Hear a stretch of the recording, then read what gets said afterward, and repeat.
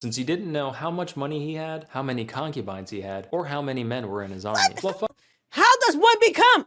How does one run a country?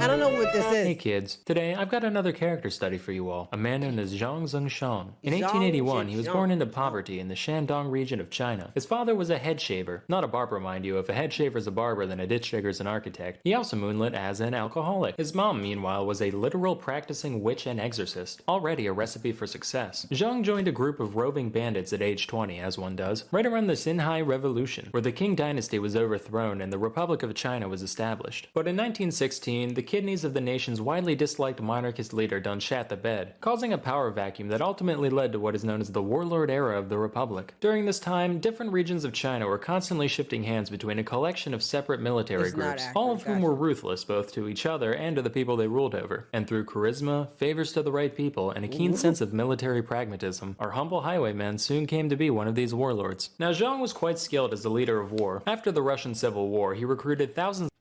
Hold on. How does one become? You know, that's all. I always wonder, how does one become? How do you become? These warlords. Now, Zhang was quite skilled as a leader of war. After the Russian Civil War, he recruited thousands of fleeing white Russians, not beverages, but Bolshevik butchers, which bolstered his battalions and brought big bonuses to his bloodshed. He also made efficient use of armored trains, which proved to be highly cost-effective at transporting large amounts of troops and supplies. But that's not what you people care about. You want some clownage. Well, rest assured, Zhang was quite the character. Now, we all know the age-old debate between positive and negative reinforcement. On the one hand, if you treat people well, you'll probably get the same treatment back later down the line. But on the other hand, nobody's ever taught a tiger to jump through flaming hoops with just pets and temptations. And if you think that's messed up, that's because, well, yeah, it is. Circuses are fucking evil. But like all great leaders, Zhang knew how to appropriately apply both the carrot and the stick. As an example of the former, he defeated the forces of enemy General Wu Peifu largely by convincing members of his army to defect, with the promise that they could keep their original rank after switching sides, which he fulfilled. But then he was like, yeah, I don't know if my loyal men would be too happy about being outranked by strangers. Well, only one solution here. All my guys are ranking up. Problem was, so many officers were promoted that Zhang literally ran out of gold and silver to make new insignias. He was like, I gotta think about this. Went out for a smoke, looked down, hey, wait a minute, and had the rest of the emblems made out of the colorful foil found in cigarette packages. It's said that during the promotion ceremony, people would look down and notice their little star already had a rip in it before the event was even over. But hey, there's still a colonel or poobah or whatever now, they can't complain. Oh, I see what he did. He started using the wrappers. Okay, got it. It took me a second to realize, oh, their stars wasn't really gold. Got it. Lied to them. Okay. There's still a colonel or poobah or whatever now, they can't complain. On another occasion, he proudly announced that he would either win an upcoming battle or return home in his coffin. And though Zhang was many things, he was not a liar. So after he ended up retreating, his men paraded him through the streets in a casket while he waved and sheafed on a cigar. So you're probably wondering why they called him the Dogmeat General. At this point, my head was swimming with lurid fantasies about him eating dog flesh, or wearing dog flesh, or eating dog flesh. Turns out, nah, he was just real into pai gow, of which the act of playing was colloquially referred to as eating dog meat. And also because he ate dogs. He was also sometimes... Wait, what? Act of playing was colloquially referred to as eating dog meat. And also... Reportedly eat meat of a black chow dog every day, as is popular belief at the time that this meat will boost the man's... Okay. Because he ate dogs. He was also sometimes jokingly referred to as the three don't knows, since he didn't know how much money he had, how many concubines he had, or how many men were in his army. Well, how does one become? How does one run a country?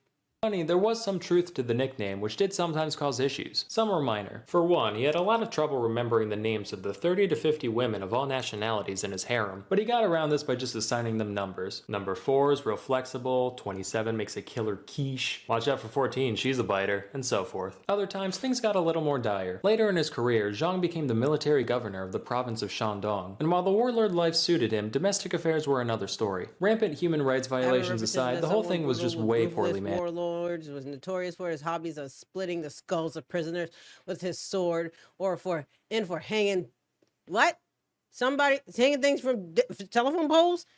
managed. For example, while Zhang did collect taxes on everything from theater performances to tobacco examination licenses, relatively little of his extortions went towards his war efforts or anything practical, with most of it being funneled into vanity projects and his own personal riches. So how did he fund his army? Well, for those playing at home, it's time to take a shot, because Zhang printed tens of millions of dollars worth of paper money in the form of military stamps with no reserve to back them up. Obviously, massive inflation ensued, but Zhang just said no, insisted the stamps had a one-to-one conversion with real money, and continued paying his men at the same rate. Fortunately for them, the invisible hand of the market is no match for the very visible fist of the soldier, because they just kick old merchant ladies' asses till they accepted the currency at face value. But unfortunately, kicking old ladies' asses can't solve everything. In the summer of 1927, Shandong was hit with a famine caused primarily by drought. At the time, many people prayed to Zhang Xian, a folk deity, in an attempt to bring rain to these crusty lands. But Zhang Zongchang, he don't get on his knees for nobody. He walked right up to the statue in Xian's temple, starts bitch slapping it, tells it to go fornicate with its sister, and then has his artillery crew fire shells straight into the sky for hours on end to show that god who he's dealing with. Sources differ on when the next rain was, but it did eventually rain, so in the end, Zongchang got the last laugh. Speaking of which, our boy was also a renowned poet. Here's a piece he wrote about that very event. The sky god is also named Zhang. Why does he make life hard for me? If it doesn't rain in 3 days, I'll demolish your temple. Then I'll have cannons bombard your mom. Truly prophetic. He's got a few other good ones too. Let me just dim the lights real quick. Yeah. This one's called Visiting Mount Tai. From afar, Mount Tai looks blackish, narrow on top and wide at the bottom. If you flipped it upside down, it would be narrow at the bottom and wide on top. I like this. It's like he heard about metaphors without realizing they're supposed to have a second meaning. This one's titled Poem About Bastards. You tell me to do this, he tells me to do that. You are all bastards. Go fuck your mother. Poignant. But unlike most poets besides E. E. Cummings and Emily Dickinson, Zhang was quite well endowed. He was often referred to as General 86, as when Zhang Jr. stood up straight. You know what? That could be information that could be left out this history essay right now. I don't care. I don't know why we're here with this, why we're talking about it, but we're here. So yeah. Reportedly reached the length of 86 Mexican silver dollars stacked atop one another. Given a thickness of 2.4 millimeters, this would put him at around 20.6 centimeters or 8.1 inches. That's especially impressive given that he was likely malnourished during puberty due to both poverty and the 1896 famine. You racists. I thought of a few other jokes about this, but I couldn't fit them in the narrative, so I'll just rattle them off. Should have been called the horse meat general. When he got out of the pool, he was General 12. This one just says Dong Hung Dong. You get the point. But all great things must eventually come to an end. After suffering a series of defeats at the hands of his enemies and a subsequent failed rebellion against a quickly reunifying China, Zhang was forced to run away in 1928, bringing his mom with him to Beppu, Japan. His time here was relatively uneventful, except for when he shot a former prince in the back for trying it on with one of his concubines. In court, he said the gun just happened to go off while he was pointing it at the center of the guy's mask. For some reason, they're like, nothing suspicious here. Gave him the choice between 15 days in prison or a $150 fine. He chose the latter. Zhang's story finally came to an end in 1932 when he went back to Shandong, not as a conqueror, but as a visitor. Unfortunately, it seems it takes people more than 4 years to get over murder, because he was unceremoniously assassinated by the nephew of an officer that he had executed. All in all, Zhang left behind quite a strange legacy. Given the litany of horrible crimes that I've seen to kind of gloss over, he's generally regarded as the stinkiest stain of an already messy portion of the tapestry that is Chinese history. The only remaining question is if one can truly separate the art from the artist. During his rule, Time magazine described him as China's basest warlord. I'll let you decide whether or not they forgot the DE. That's all for today. Till next time, I'm Salmonella, and I'm hiding in your fridge. Oh wow, that's beautiful. That was just the information that has been logged in, and I don't even know if I'm going to keep it in there. I think I'm going to erase everything I just witnessed. How did that guy become who he became? He had a fulfilling life. I can tell you that damn much. Yeah, he done more than I have. You're right. That's all it takes. Fear. You can lead by fear. And he sure enough, I guess, did that. And fake gold. That worked too. And fake money. It all worked for him. It just worked. And then he went back and got killed.